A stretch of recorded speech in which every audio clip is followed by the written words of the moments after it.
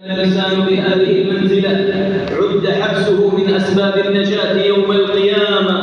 وفي سنن الترمذي قال عقبة بن عامر رضي الله عنه: يا رسول الله ما النجاة؟ قال: أمسك عليك لسانك. ودعانا صلى الله عليه وسلم إلى عفة اللسان والبعد عن السباب واللعان. فأفضل المسلمين من سلم المسلمون من لسانه ويده، وضمن صلى الله عليه وسلم الجنة لمن حفظ لسانه وفرجه. بل عد صلى الله عليه وسلم الكلمة الطيبة صدقة، ومن الكلمات الطيبات ذكر رب البريات.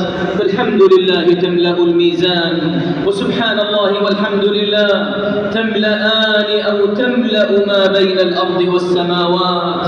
وفي الصحيحين قال رسول الله صلى الله عليه وسلم: كلمتان خفيفتان على اللسان ثقيلتان في الميزان حبيبتان إلى الرحمن، سبحان الله وبحمده سبحان الله العظيم.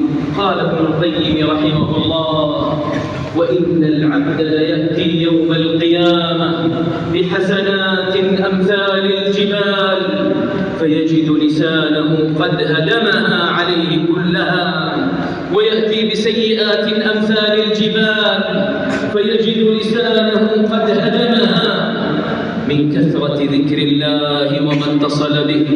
هذا وصلوا وسلموا على الحبيب المصطفى والنبي المجتبى، فقد أمركم الله بذلك فقال جل وعلا: إن الله وملائكته يصلون على النبي يا أيها الذين آمنوا صلوا عليه وسلموا تسليما.